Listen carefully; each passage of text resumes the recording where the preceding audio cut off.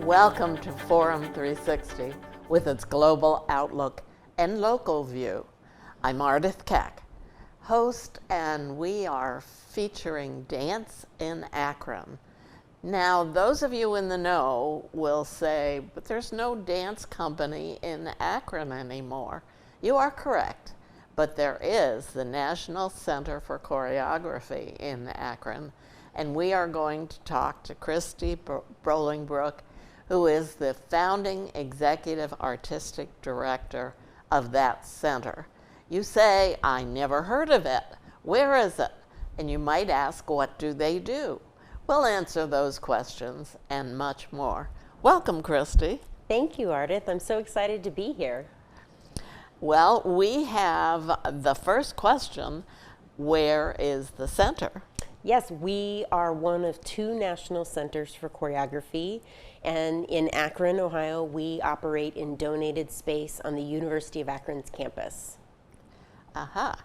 Well, tell me more. You recently won an award. Mm-hmm. So you're on the national radar. Yeah. Go ahead. Yeah, no, it's interesting. I would say, one of the first questions that I get from artists when they come through is, wait, why is this in Akron? And so I will tell them about Heinz Pohl, the former German figure skater turned choreographer, and Ohio Ballet, which had been the professional dance company in Akron for so many years. Mm-hmm. And that history that we get to now dance in and operate in. We were co-founded with 3 founding partners organizations. The University of Akron, which had built out Guzetta Hall. It always had a professional dance company on campus. That had always been a part of it since the inception of a dance department on campus. And so when Ohio Ballet closed at the first part of this century, that left a deep imprint for professional dance. And then we have Dance Cleveland, which is one of the few remaining dance-only presenting organizations in the country. Just 45 minutes north of Akron, and present world-class talent, 5 or 6 artists a year. I think they're over 60, 65 years old. They don't own their own space. So they had started a relationship at the University of Akron, where they would open their season in E.J. Thomas Hall and offer a educational residency where they would be at Guzetta Hall. The artists that they brought through would basically take over the curriculum for a week, and at the end of the week they would do a performance. So that was going on for a couple of years after Ohio Ballet closed. And then the Knight Foundation, which is all over Akron, and a big reason the arts and culture can thrive as much as, it is able to really above and beyond so many other places that I've been.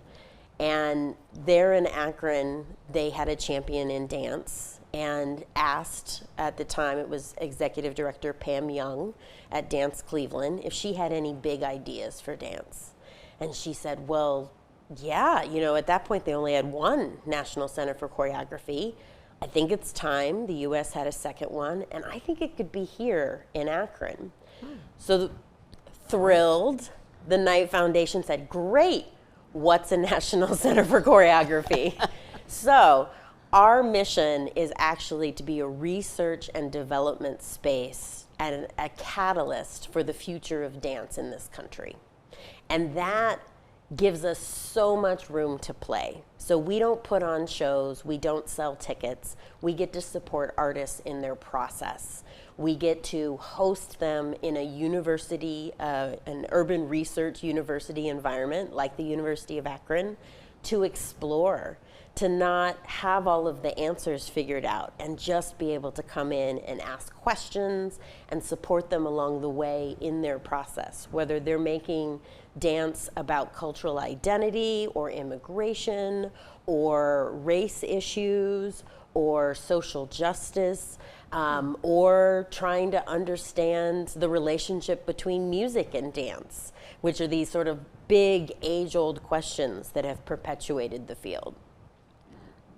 So University of Akron students take classes with you.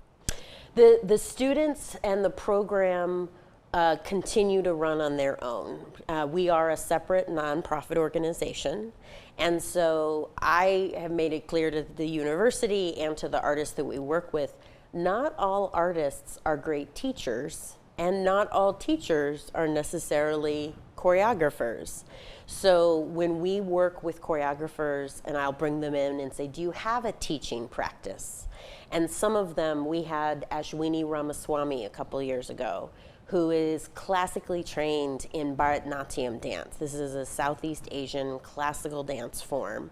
She has spent her entire life coming in, she knew the curriculum did not have Bharatanatyam in it, but she said there are certain principles, rituals of Bharatanatyam dance. And so she was interested in could she practice those rituals with differently trained dancers. And our students said, yes, because this thing gives them a different perspective on their own training and possibilities too. Do the students get credit for what they do with you? They don't get credit. Sometimes we are able to work our way into a pre-existing class. That's usually the best way to secure engagement because everyone's so busy now. So if they already have their ballet class, which is 5 days a week, or their modern class, which is 3 days a week, we'll try to drop in the guest artists during those regularly scheduled classes so that it's really working in tandem with their existing program. So that answers the question, how do they learn about you? Mm-hmm. That's part of it. Yes, that's part of it. And then we're interested not only in talking just to dance students, but I believe as a National Center for Choreography, we are here to support the artists, but we also need to be an advocate for the art form. I think that dance and the creative practice process is the central part of culture in this country.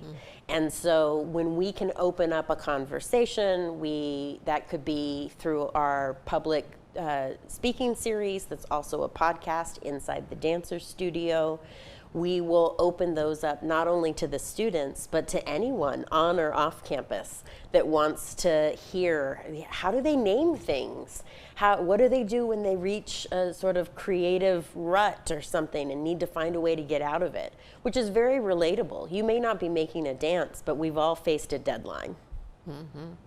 How we have photographs, and because of the radio part of this program, we're going to talk through them. So we have a photo of students on a grassy area.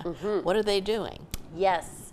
So I like to think that NCC Akron is not just on campus, but we are a bridge between the university community and the surrounding community.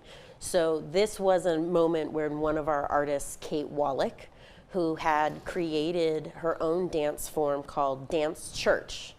And this is made for you and me, Ardith. This is based, and it's marketed as the dance club you wish you had been at the night before. It is follow the leader. It is a large body positive, movement positive. The one rule is that you just have nonstop movement for 90 minutes. And so we took that out into Cascade Plaza in downtown Akron, and she offered a class in the round. This was back in the summer of 22. And we had music, and everything she guides us from standing up, from moving around in a circle. There is no front. It really is one of the best things about dance is being able to move with your neighbor, to be in community together. So Kate has been doing Dance Church for some time now. She originated it in Seattle. During the pandemic, they immediately took it online. They had their own bubble. They had 2 or 3 people, multi-camera shoots, and all of a sudden they had thousands of people from all over the world tuning in. And so Kate's program, Dance Church, is also related to the award that you alluded to. We recently received a renewed grant of $1 million from the Andrew Mellon Foundation for our creative admin research program. Ah. So I knew I'd get there. Yeah, very good. And the second photo is screen dance on a boardwalk. Mm-hmm. And that, I assume, is another story. Well, some may recognize that as the floating bridge in Summit Lake. It's where the Kenmore Boulevard overpass is. Mm-hmm. So if you continue on the towpath trail, walking or biking, we went out and made dance films there in the summer of 2018. And this was something that came up from working with the San Francisco Dance Film Festival. They had a program just for Bay Area dance makers where they would pair choreographers with film directors and say, you have 2-3 days, make a film. It can be 5 minutes in length. So we did that here in Akron with support from the Akron Civic Commons to be able to highlight different parts of Akron and also supporting artists who maybe, well, let me say, dance artists are scrappy. We'll find a way to make it happen, for sure. But we were trying to let them know, like, you don't have to do it all by yourself. You don't have to shoot it on your iPhone and edit it yourself. What if you have the space to actually understand the medium of film? And then we paired them with a filmmaker and with a full production crew. Red Point Digital worked with us from there in Akron. And they were able to storyboard out their films and be able to explore all along the towpath trail. And so they had 10 days on the ground, 3 days to get to know each other, 1 day of rehearsal, 2 days of filming, 1 day of rest, and then 2 days of post-production. And we had 2 5-minute films. Fantastic. Oh my goodness. It was like its own reality show. It was so fantastic. And then there was something that was interesting and related back to our creative admin research thinking and programming. So we aren't just making dance or art for art's sake, but also the idea that there isn't one way of making dances, so there shouldn't be just one way of doing dance business. And when I think about the economics of making a work for the stage, there is an estimate that for every minute you see on stage, that is at least 8 hours of rehearsal in the studio. That in itself, you know, like, we're not making widgets. You can't make it any faster. The muscles need that time. The body needs that time.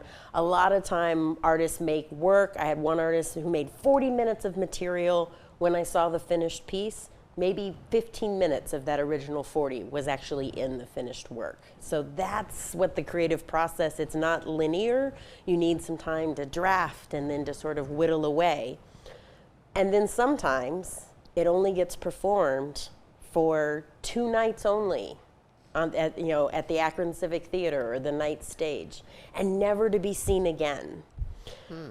The premise with making film, and I'm not saying everyone should make film, but we believe that choreographers could make a choice. If they like making dance films, they could put the same amount of work, the same amount of money into making a film, and it could be shown in 24 cities at different film festivals, because you don't have to travel with your whole cast from city to city to city, because film, you know, it can travel better a little bit. Or now also we can put things online too. The students, I was going to ask, that they don't actually perform in Akron, but they do perform for a film.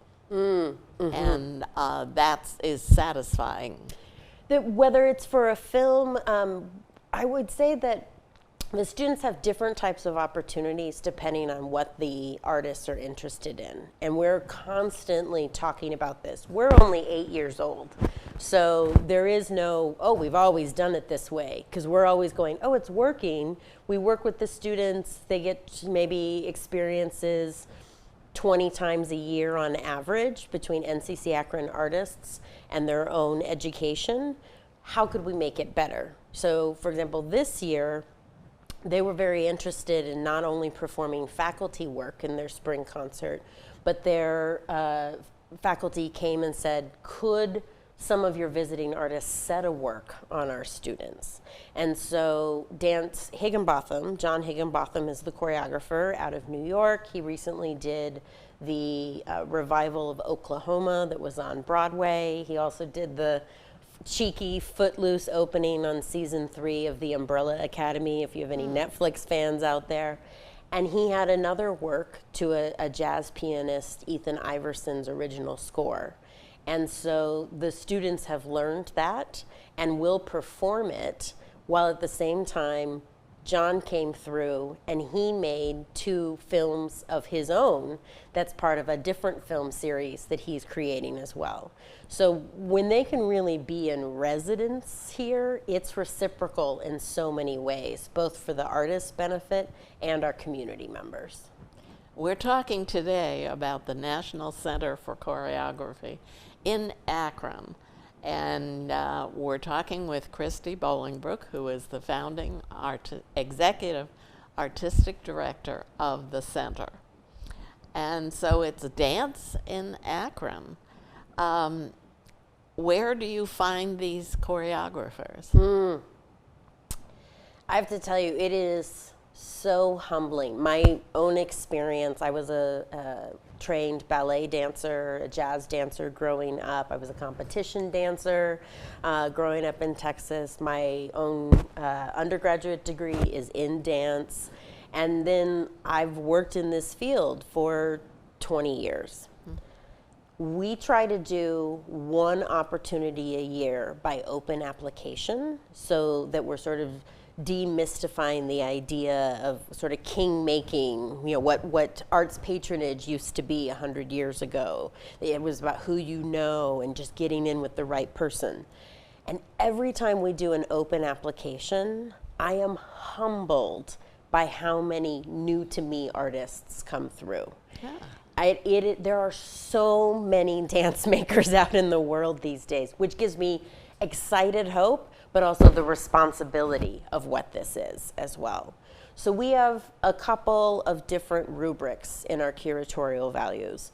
We are looking for those that are maybe the future standard bearers, that the up and coming artists are going to be like, oh, I'm so excited about that Kyle Abraham, who is a younger dance maker who's won all of the awards at this time, still in his early 40s, and in a really exciting way, being able to move forward. So we look at that to see like who is making exciting work.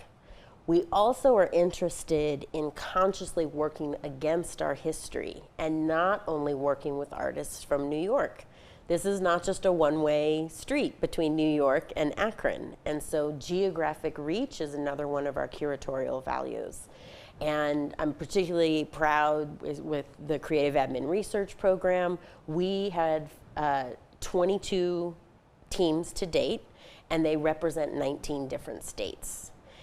So to be able to say dance is not only are there so many dance makers, but dance is happening everywhere is a really big deal for us. So all of our practices are often not only that local bridge I was talking about between the university and the immediate community, we're also looking at the national reach to be able to spread out.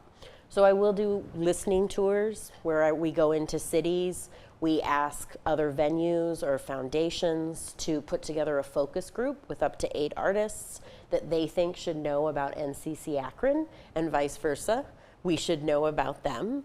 And we test out what we think we know about dance making. How is it the same in Charlotte, North Carolina versus Seattle, Washington? How is it different? And that gives us more information about the types of events and activities that we program.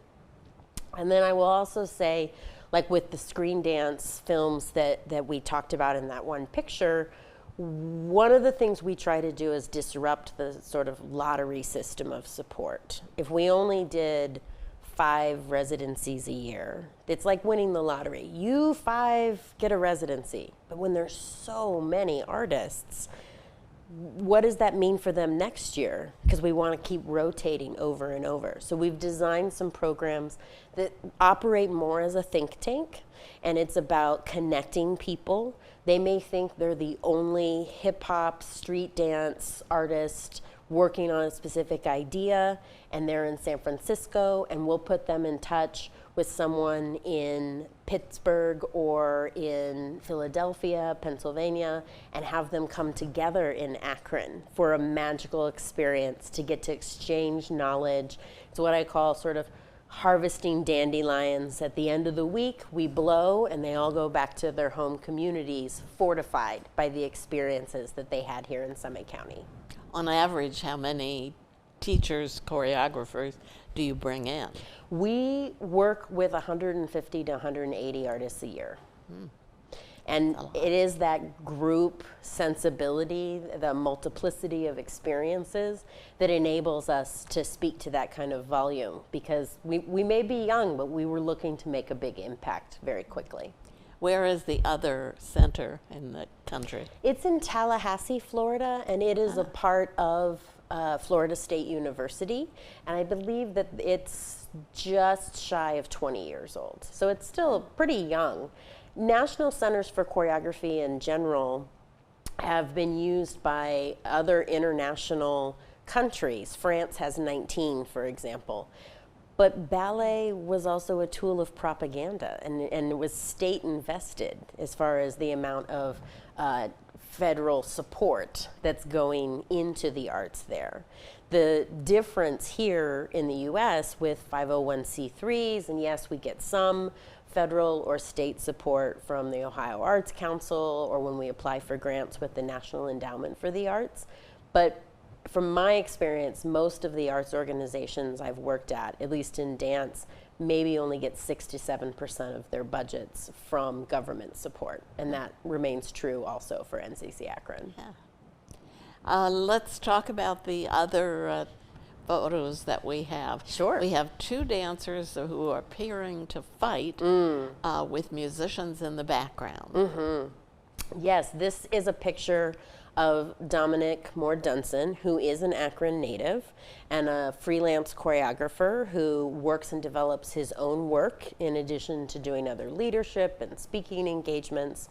We co-commissioned this early work called Incognegro.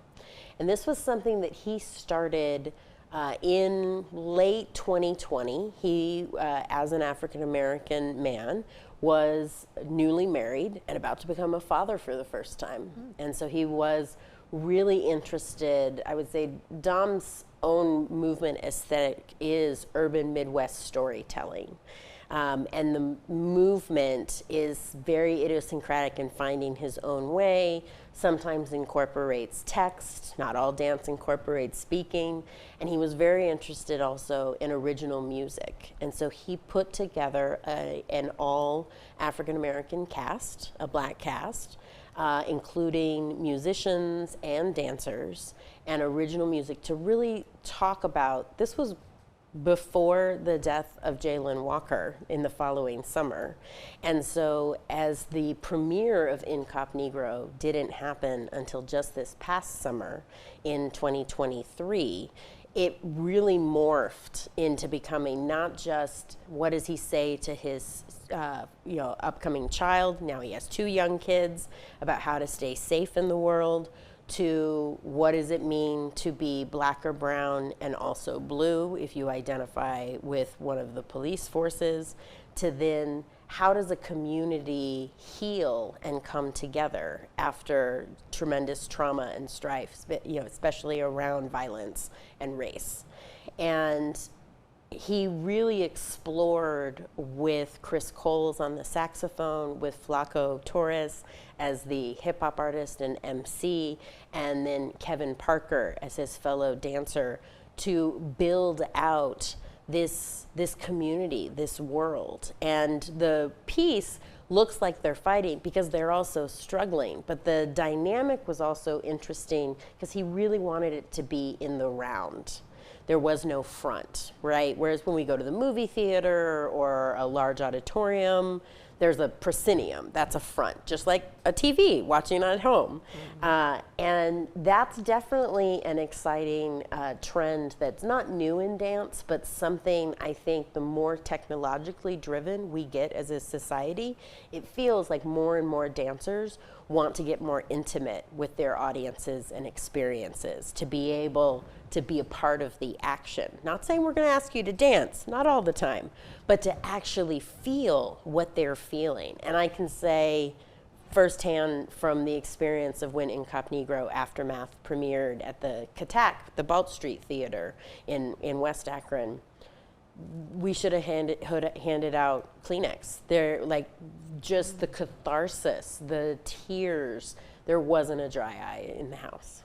Thank you, Christy Bolingbroke, for joining us today.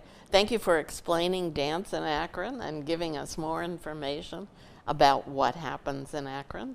That's it for Forum 360, Global Outlook and Local View. I'm Ardith Keck. Forum 360 is brought to you by John S. and James L. Knight Foundation, the Akron Community Foundation, Hudson Community Television, the Rubber City Radio Group, Shaw Jewish Community Center of Akron, Blue Green, Electric Impulse Communications, and Forum 360 supporters.